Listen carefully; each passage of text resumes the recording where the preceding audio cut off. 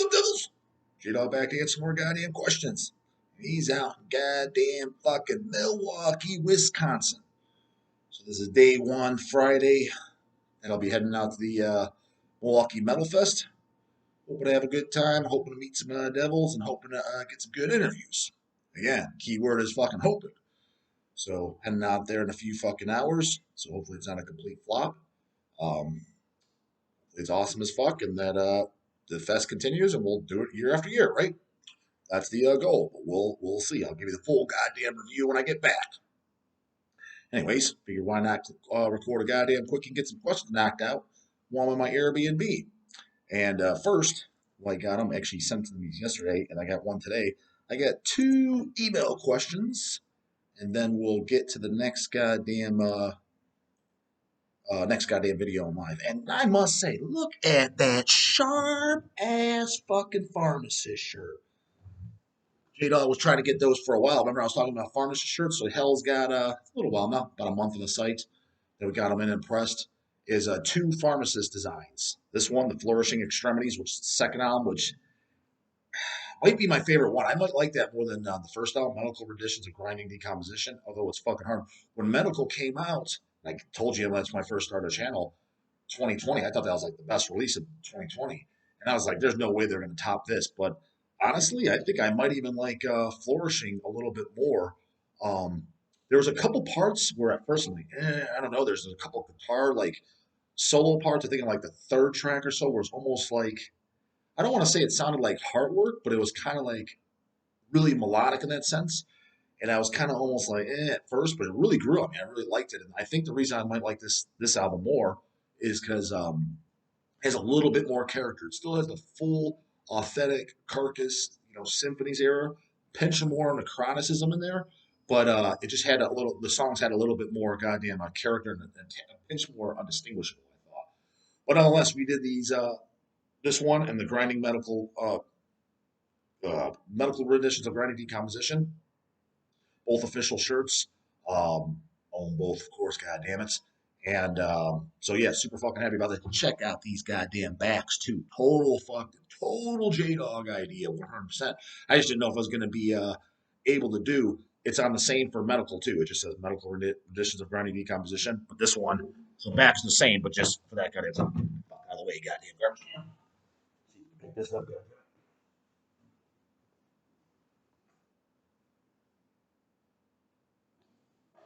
get in the shop. Anyways, even if you didn't, the idea was the reason I came up with those backs was because if you look at the old Carcass shirts, there was the one with the rotting head from the St. George's Hall 7-inch and just says Eureka Putrefaction on the back.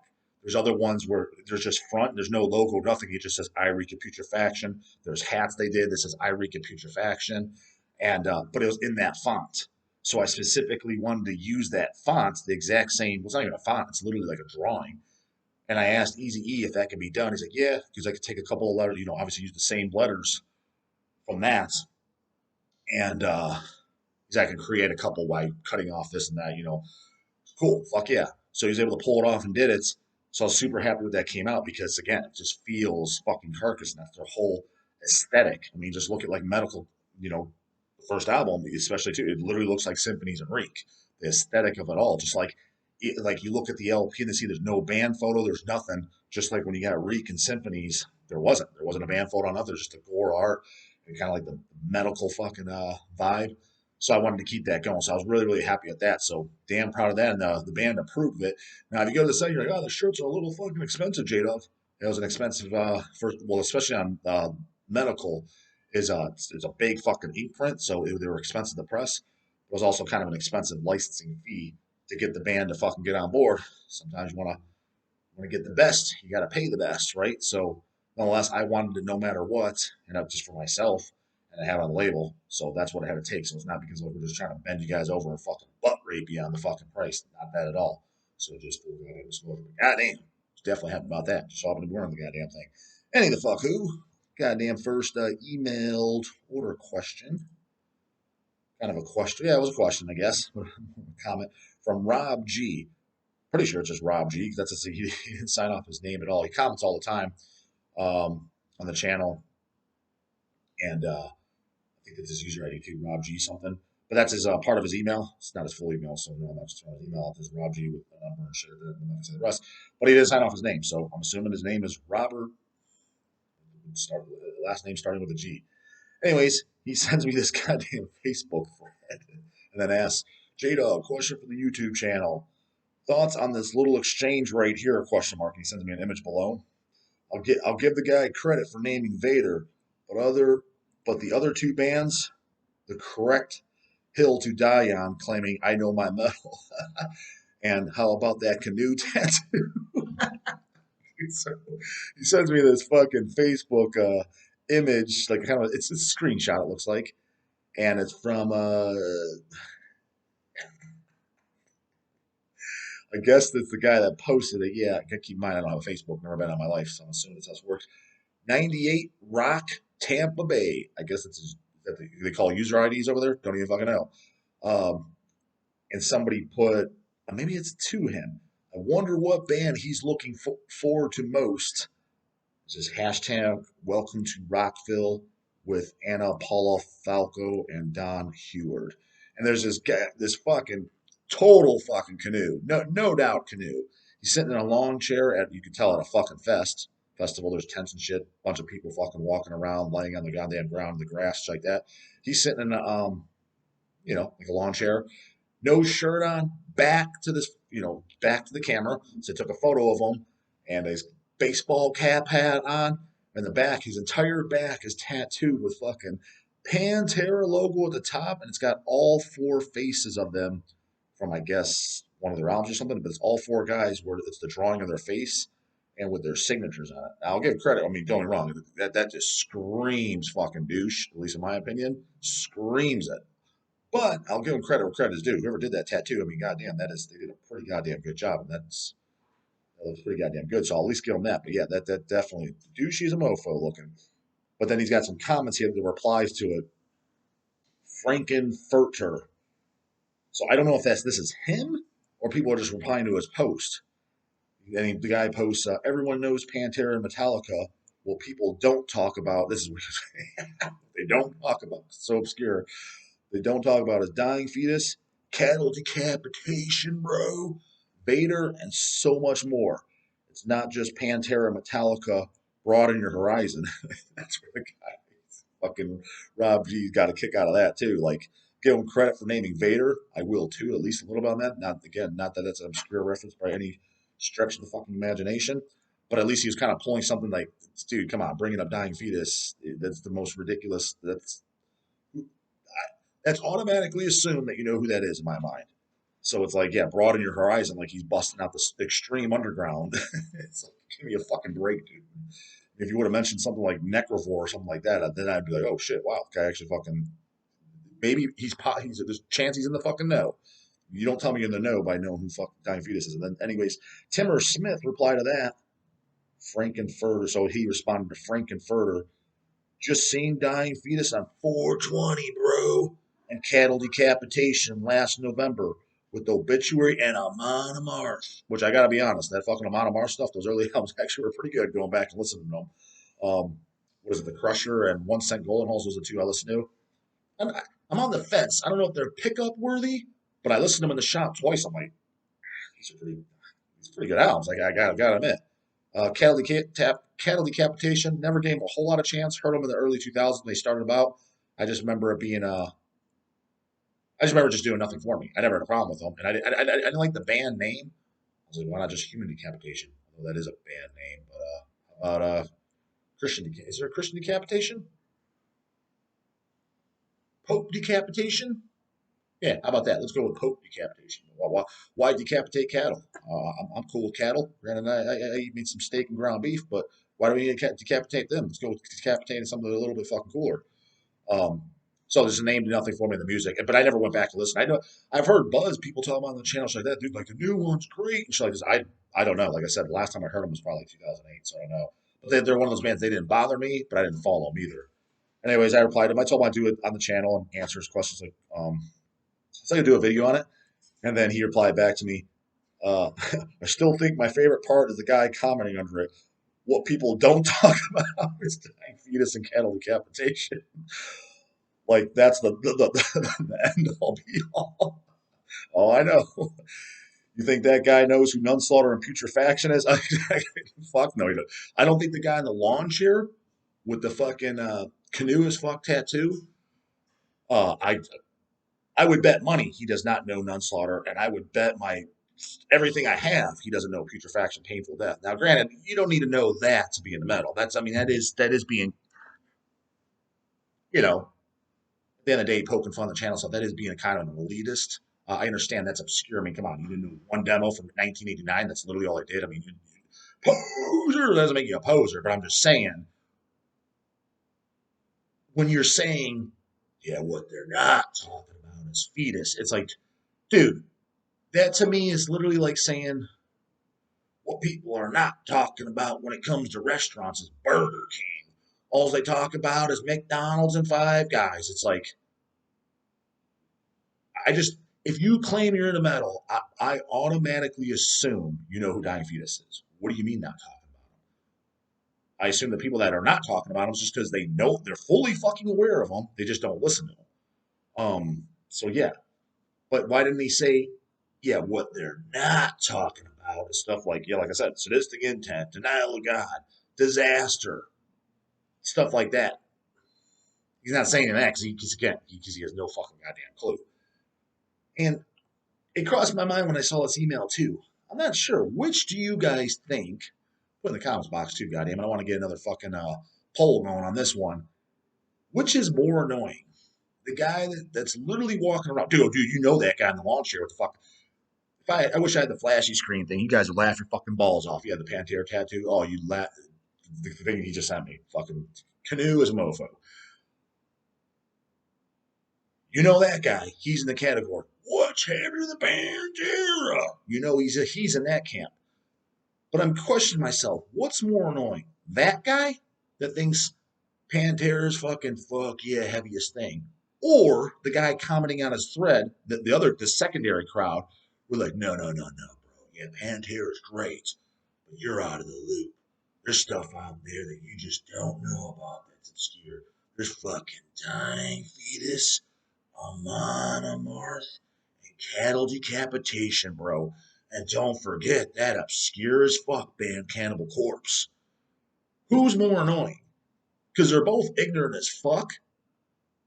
But I'm almost going with the guy that's bringing up Fetus and shit because he legitimately thinks like he's in the cool club, like he's in the fucking know, like ha ha ha. No, yeah, those Pantera Cold Chamber only guys, man, they don't even know what's up.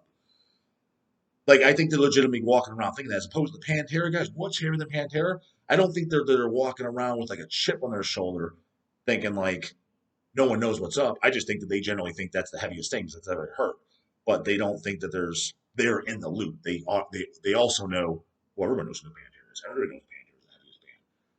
So they're just completely ignorant.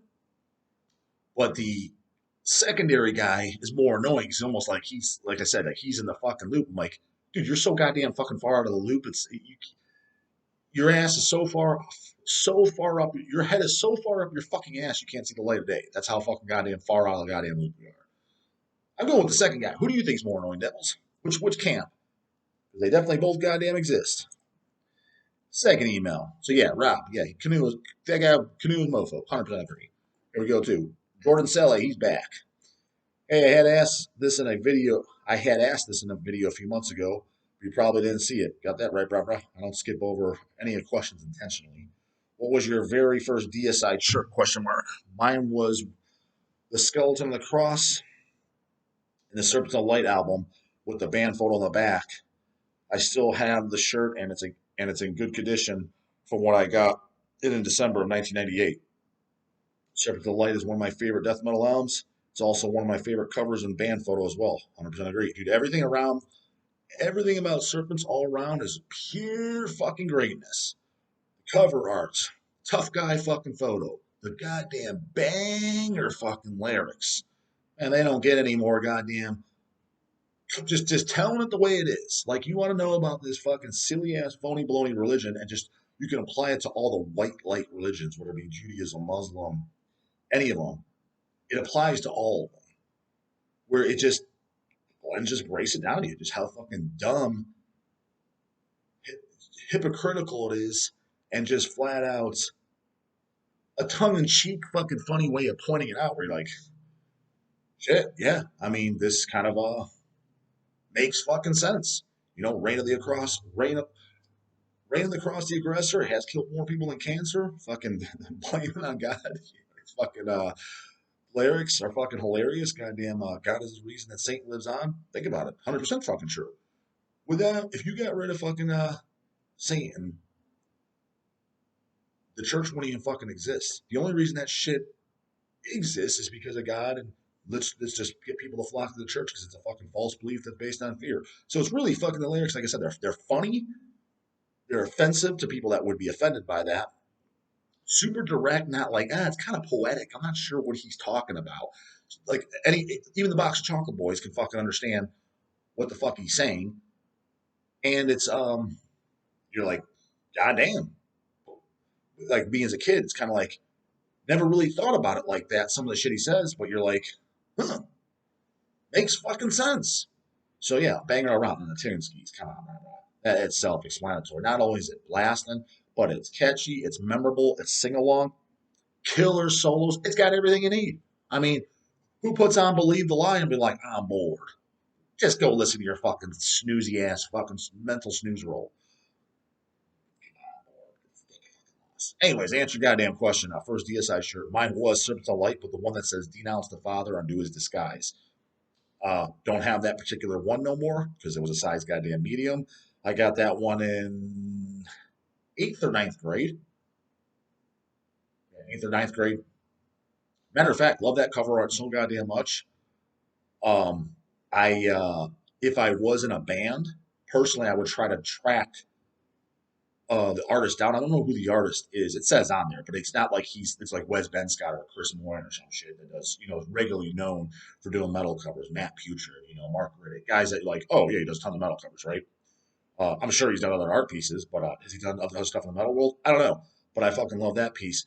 Me personally, just for nostalgic reasons, I would contact him and be like, I want a painting like Surface of Light, and I want it to be in that style and feel. I don't want some newbie 2023 way to do it where you paint on the computer bullshit. No, I want how you did it back then with the same type of color scheme. Not, I mean, a totally different piece of art. It could even be something that's just brutality related, gore related, but I would want him for that reasons. And because another reason, nobody fucking uses him. Like, it's like, let's use Chris Moore again. Hey, I mean, yeah, don't be wrong. Chris is cool and it has the nostalgic reasons. Incantation used them, goddamn Beharit used them. I get it. There's classics of classics with them. So, I get the reasoning for wanting to use them, but it's like, come on, man, think outside the goddamn box. He's been used 10 million fucking times. But anyways, the Serpents of Light shirt I have now, anyways, it is a bootleg. Bootlegs are best. We've already been over this, goddamn it. Who the fuck doesn't know boots are best? Boots are always motherfucking best. It's got the front cover as the front of the shirt, and then the back, it's got the skeleton, yeah, or the Christ skeleton on the fucking cross. So, preferably, yeah, if you have another, which that album did, secondary piece of artwork, it's always great. Like if you ever guys need albums, ideas for albums too, the dog always believes too. Have your front cover art, but have a secondary piece of art. Maybe something a little bit more simple, like the skeleton. But it doesn't have to be super simple, and it doesn't even have to be simple. But it could be in case you're trying to save on funds because of artwork. Just like a line piece of art, demo-ish looking. Have a secondary piece of art always in your albums. Why? One, spruces it up. When you look at the back side, the trade card, inside the insert, or whatever, it gets, eye candy, right? Makes your release look fucking cooler. And two, when it comes time for like, fuck yeah, this is a banger now. Let's do t-shirts. What do we put on the back? Well, you're settled for this. No back, which is the fucking lamest of the lame, in my goddamn opinion. Tough guy phrase, which some hit or miss. Air band photo, which again, we've already established over here on this goddamn channel. Band photo is meant for goddamn legends. That would be in the camp, goddamn it. Not ham and eggers. So when you're a new band, you're not going to want to put your band photo. I mean, think about it. If you're a brand new band that starts in 2023, you're putting your album cover. Say your album came out this year, first debut album. Album cover on the front. The back is your band photo. That's a little fucking rock starish looking. If you're gonna do that, you better have a damn cool ass fucking image. Um, like something cool like Impiety or something, especially early Impiety. God damn, first two albums, badass and mofo looking. That would work. For example, if Impiety put a band photo, let's say their first album, Aceterol, one of my favorite, I think is it. Don't even know if I'm pronouncing it right to this goddamn day, but nonetheless, one of my favorite pure black metal albums ever of all fucking time. First Impiety. When that came out, what was that, 96, I believe? I think it was 1996. Correct me if I'm wrong. Something around there, goddamn it. Um, if they just did the album cover and on the back they did the four band photos, in the year it came out, I'd be like, that's acceptable. It is a new band, but their image is so cool that it's almost like a secondary piece of art. So that is an exception to the goddamn rule. But somebody like Destroyer 666 now or something, legends, and also look cool. So put them on the back. That's another thing. Even if you are fucking legends, I don't want you on the back of a shirt. For example, like I do think Molesting the Decapitated is a legendary fucking brutal death metal album. I don't want them fucking canoe ass white wife beater fucking looking goddamn JoJo juggalos on the back of my goddamn shirt. No way, fucking Jose. Hell, I don't even want the fucking guys. Well, I take that back. I was gonna say obituary, but Solar Rot, the noose hanging fucking photo. Actually, I do have a shirt version of that. That's pretty fucking badass. I'll give them that. But when they're like wearing like camo shorts and shit like that, I'm like, dude, I don't want that in the back of my shirt. That don't fit the goddamn bill. So secondary piece of art for you guys for the bands. When it comes time to do your shirts, you have a back piece too that looks cool. You have a cool shirt, doesn't look canoe or fucking rock star, and it fits all bills because I think most people would rather a secondary piece of artwork over no back, over tough guy band phrase, and over a band photo. Even if you like any of those, the tough guy, the band photos, I think secondary piece of art most people would prefer. So that's just a little tip. Not too many bands do that. They have that piece of artwork. And again, it just makes your fucking release in general, your CD, LP, cassette, whatever, it looks a little bit cooler too. So, just a little food for thought that I don't think anyone else fucking thinks about it. Yes, I knew it was up, goddamn it. Well, they knew it was. Well, no, they even on fucking the first album, they had those like demon guys. That's cool too. And that's I have two. I have you know what? I think I have three versions of the first Deicide album shirt on shirt to this day. One of them has the character guys on the back in full color. One of them has the character guys, the demon guys like the Frankenstein looking motherfucker and the demons and stuff. One of them was in black and white, and then I think another one maybe from the last tour or something like that. But they had a secondary piece of art, the first Deicide, and then Servants of Light, secondary piece of fucking art. So there you go. They fucking knew it was up, and that's a little tip for you. It'll only help you. It can't hurt. Let's just put it that way. Comes with surgeon with the fucking but the compound's gonna in the morning. Later, goddammit.